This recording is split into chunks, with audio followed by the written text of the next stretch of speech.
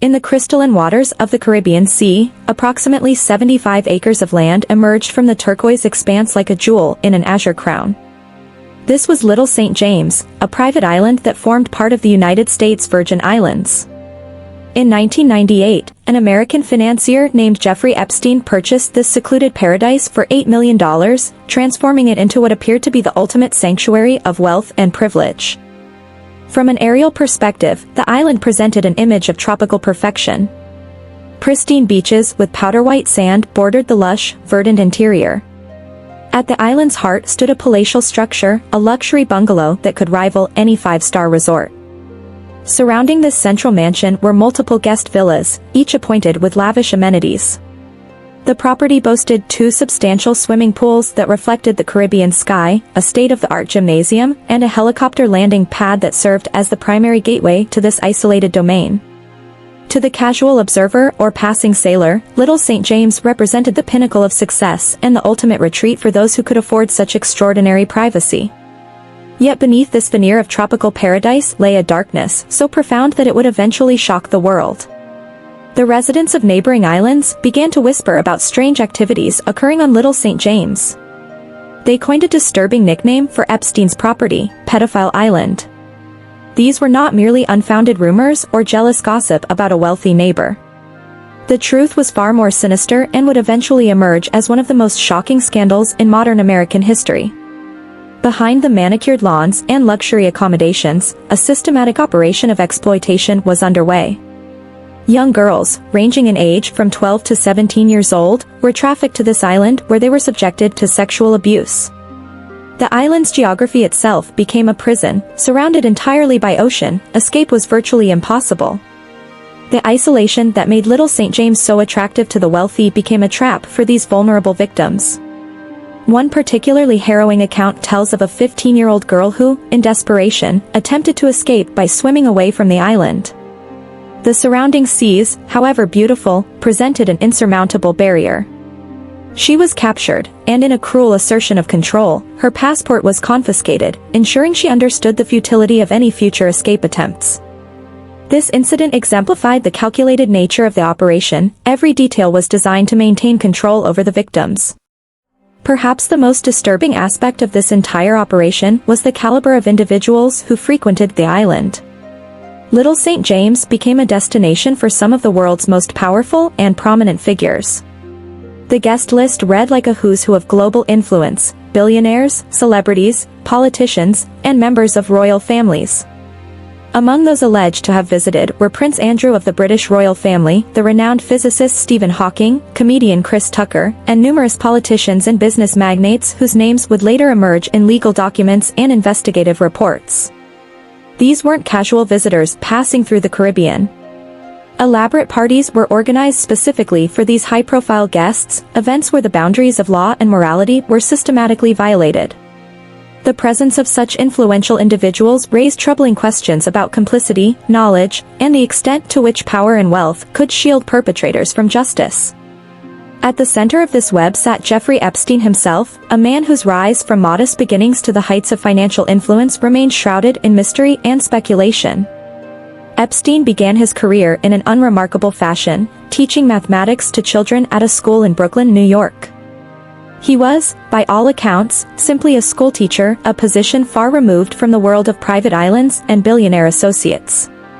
Yet somehow, through circumstances that remain partially unexplained, Epstein transformed himself from an educator into a financial advisor to some of the world's wealthiest individuals. His client list reportedly included titans of industry and finance, though the specific nature of his financial services and the source of his expertise remained deliberately opaque.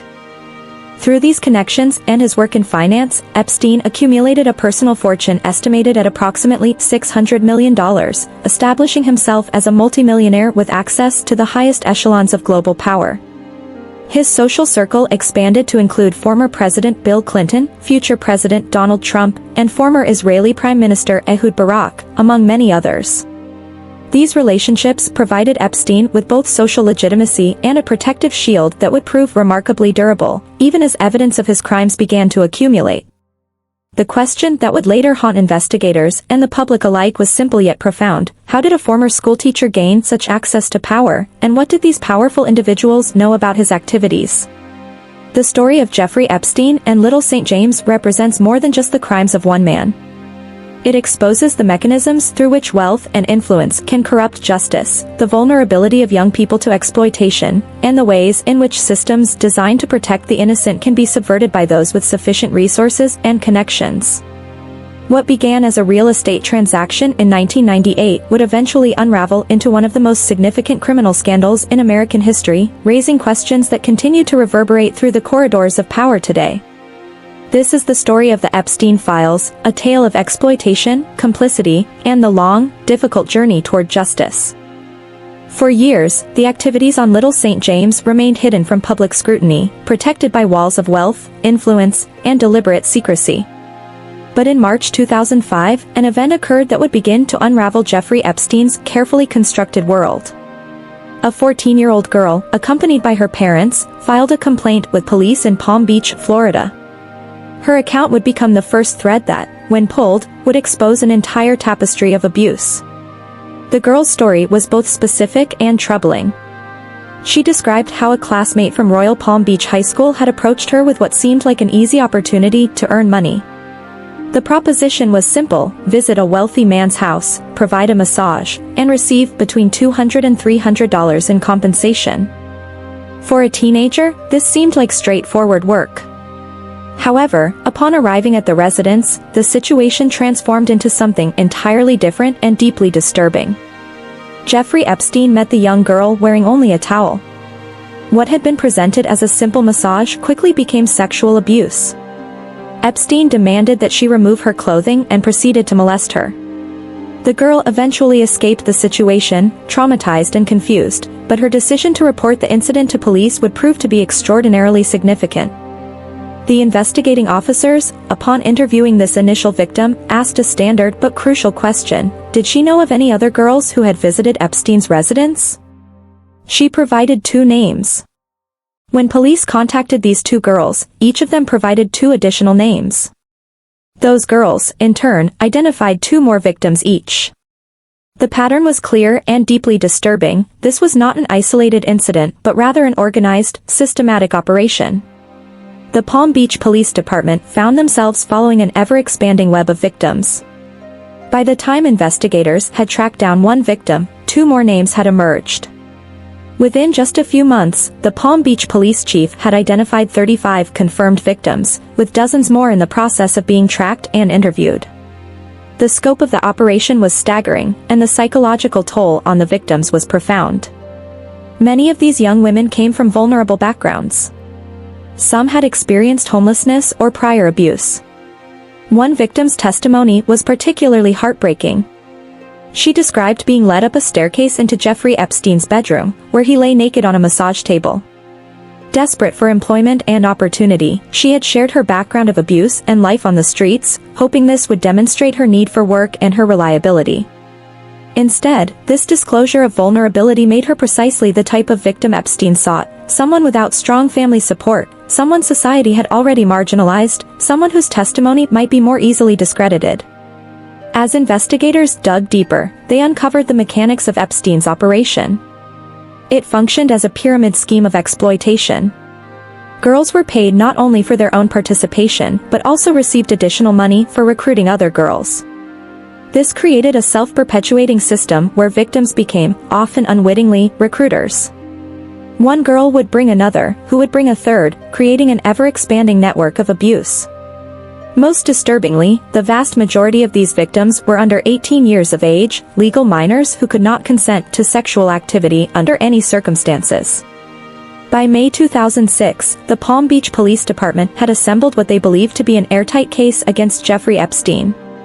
The evidence was overwhelming, the victim testimony was consistent and credible, and the scope of the crimes warranted serious, federal charges.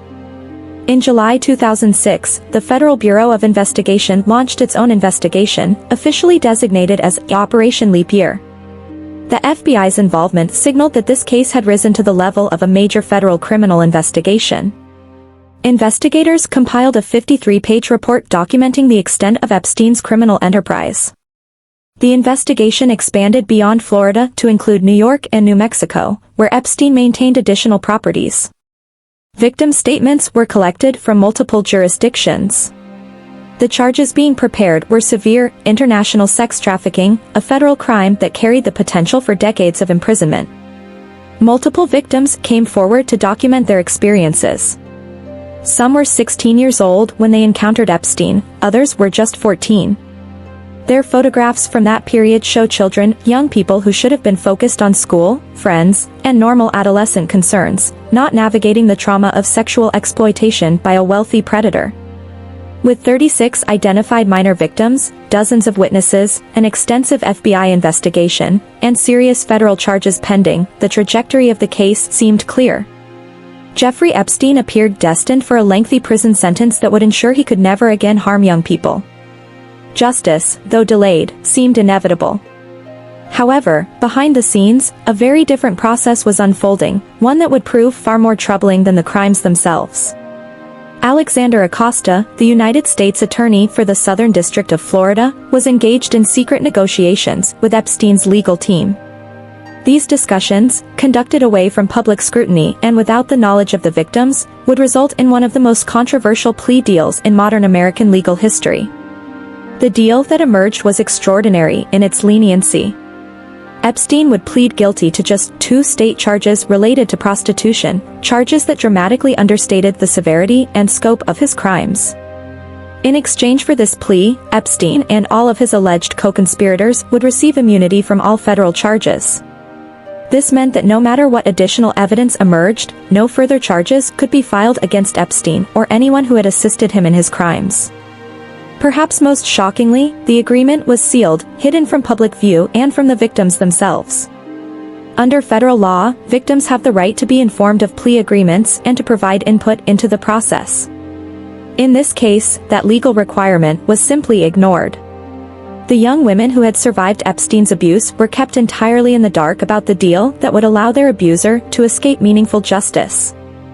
On June 30, 2008, Jeffrey Epstein appeared in a Palm Beach County courtroom to formalize the plea agreement that had been negotiated in secret. In accordance with the deal struck by Alexander Acosta, Epstein pleaded guilty to 2 state charges of soliciting prostitution, charges that sanitized and minimized the reality of what had occurred. These charges treated his victims not as minors who had been trafficked and abused, but rather as willing participants in prostitution, a characterization that was both legally and morally inaccurate. The sentence handed down was remarkably lenient, 18 months of incarceration. For crimes that involved dozens of victims, systematic trafficking, and years of predatory behavior, 18 months represented a stunning failure of the justice system. But the reality proved even more favorable to Epstein than this already lenient sentence suggested. Epstein was not sent to a standard correctional facility. Instead, he was housed in a private wing of the Palm Beach County Jail, where the conditions of his confinement bore little resemblance to typical incarceration. Under a work-release arrangement, Epstein was permitted to leave the jail for 12 hours per day, 6 days per week, ostensibly to work at his luxury office in West Palm Beach. In practice, this meant that Epstein was required only to sleep at the jail. His days were spent in the comfort of his office, conducting business and maintaining his lifestyle. This arrangement transformed his sentence from incarceration into something more akin to house arrest, and lenient house arrest at that. The message sent to both Epstein and his victims was clear: wealth and connections could purchase not merely good legal representation, but fundamental distortions of justice itself. Even this minimal sentence was not served in full. In July 2009, after serving just 13 months of his 18-month sentence, Epstein was released. He had spent barely over a year facing any consequences for crimes that had devastated the lives of dozens of young women. The secret plea deal had accomplished precisely what it was designed to do. It protected Jeffrey Epstein and ensured that his life of privilege and power would continue largely uninterrupted. The architect of this controversial deal, Alexander Acosta, did not suffer professionally from his role in allowing Epstein to escape justice. In fact, his career flourished. When Donald Trump assumed the presidency in 2017, he appointed Acosta as United States Secretary of Labor, one of the highest-ranking positions in the federal government. This appointment raised serious questions about the relationship between Epstein and powerful political figures, and whether the plea deal had been influenced by considerations beyond the facts of the case itself. For nearly a decade following his release, Jeffrey Epstein lived without significant restrictions or consequences. He traveled extensively on his private jet, a Boeing 727 that had been nicknamed the Lolita Express, due to allegations about what occurred aboard. He continued to host parties on Little St. James Island. He maintained residences in New York, Florida, New Mexico, and Paris.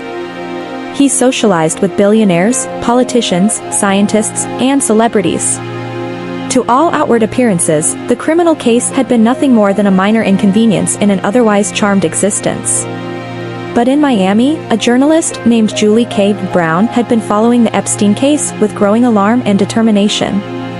Brown was an investigative reporter for the Miami Herald, and she possessed both the skills and the tenacity to pursue a story that many in the media had allowed to fade from public attention.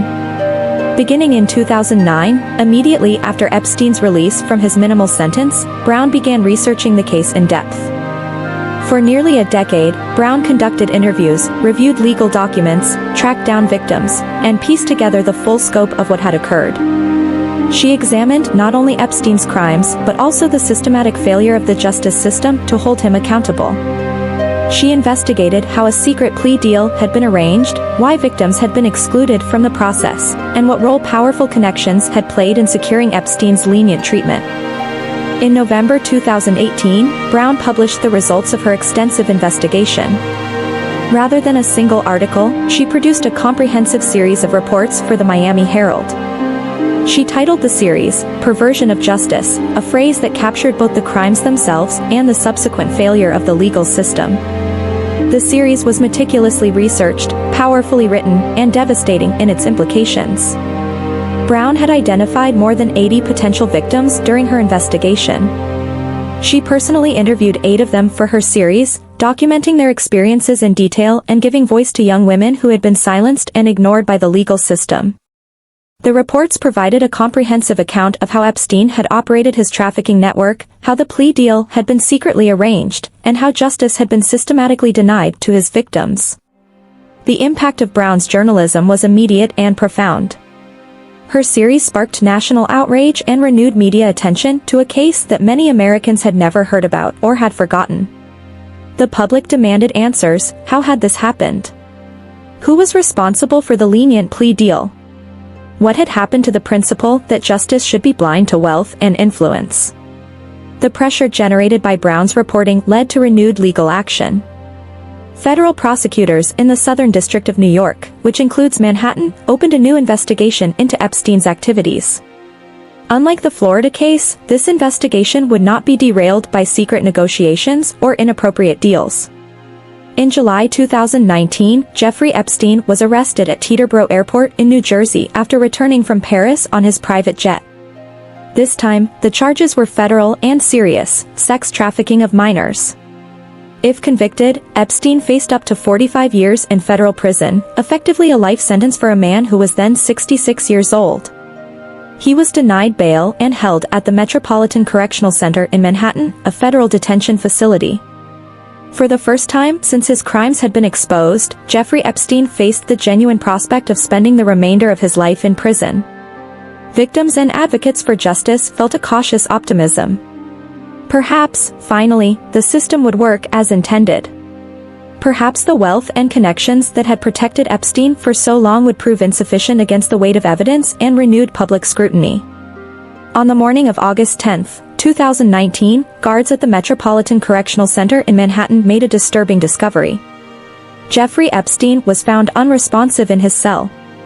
Medical personnel attempted resuscitation, but he was pronounced dead at a nearby hospital. The official determination was suicide by hanging. The disgraced financier, who had faced the prospect of decades in federal prison, had apparently taken his own life. The news of Epstein's death sent shockwaves through the nation, but not merely because of the death itself. Almost immediately, skepticism and conspiracy theories began to proliferate. The circumstances surrounding his death seemed, to many observers, highly suspicious and convenient for powerful individuals who might have been implicated in future legal proceedings.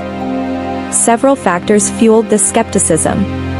Epstein had been placed on suicide watch following an earlier incident in July, but had been removed from this heightened supervision. On the night of his death, both of the guards assigned to monitor his unit allegedly fell asleep and failed to conduct required welfare checks.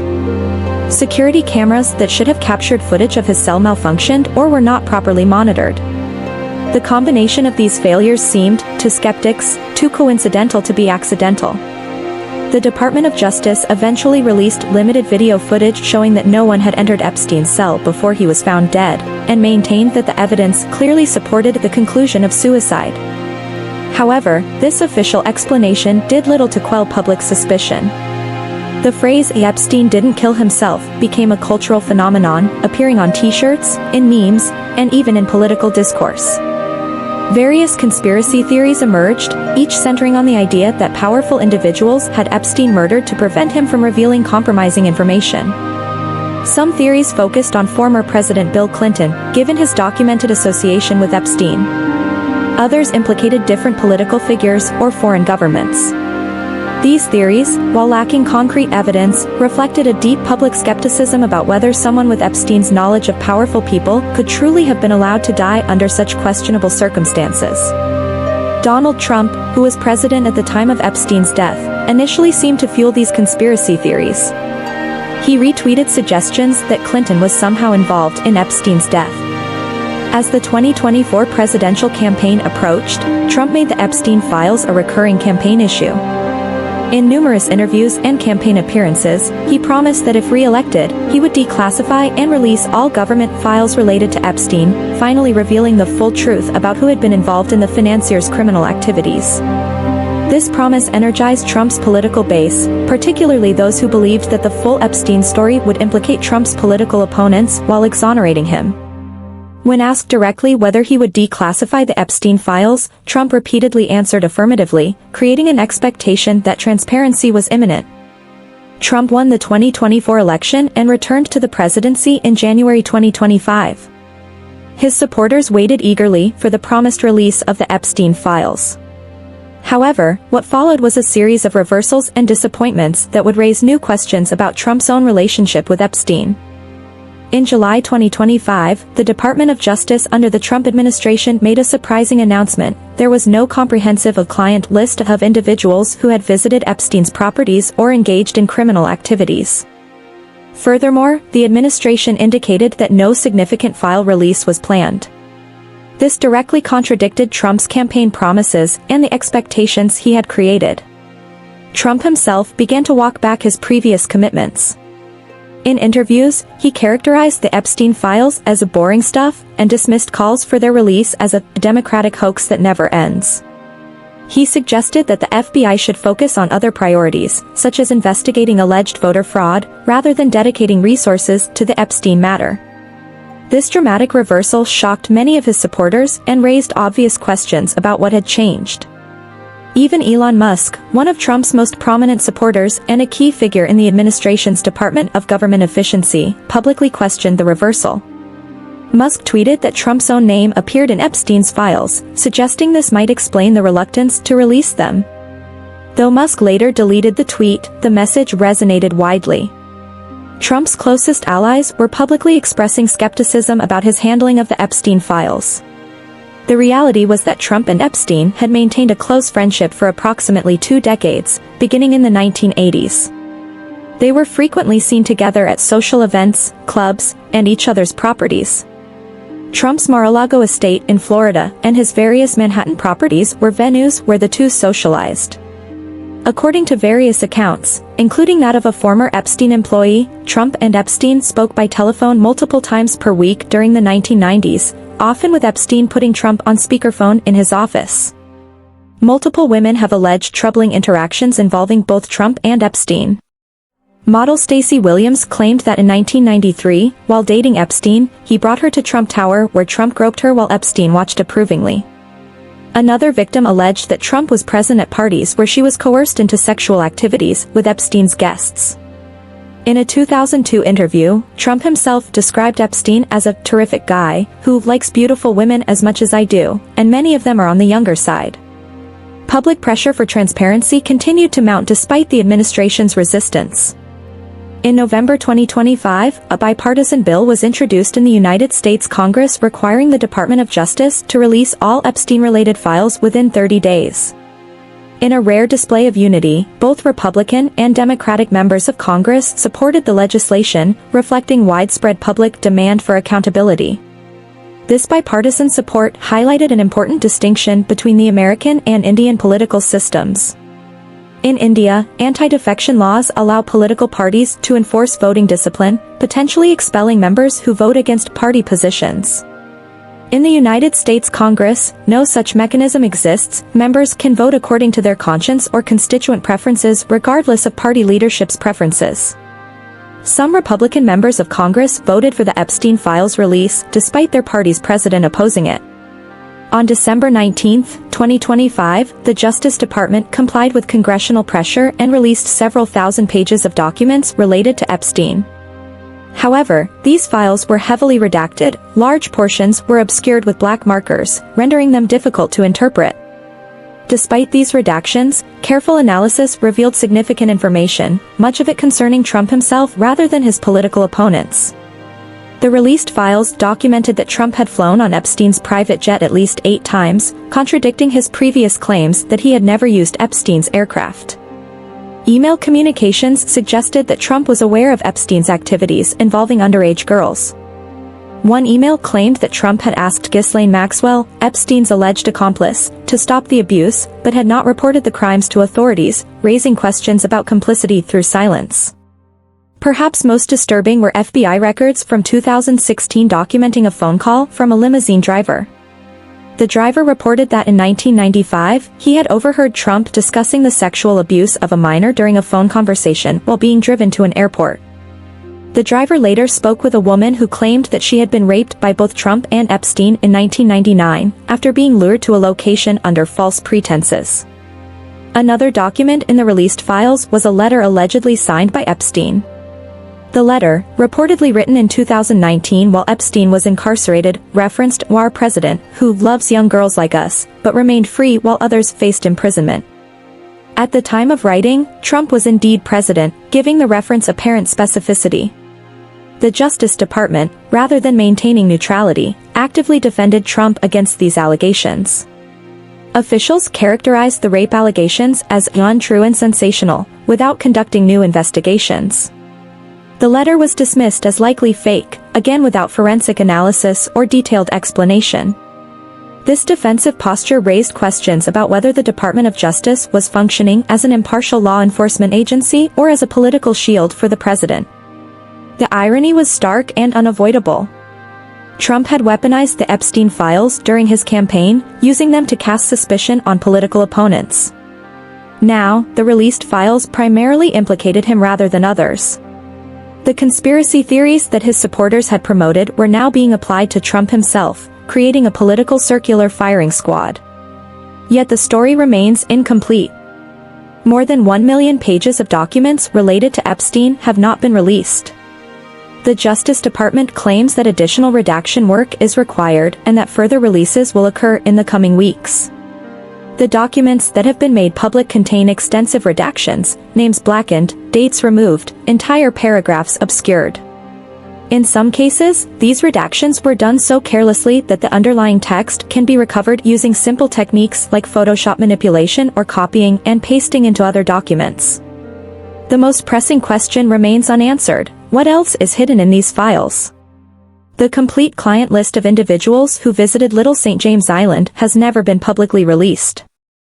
The full extent of who knew about Epstein's crimes, who participated in them, and who helped cover them up remains partly obscured.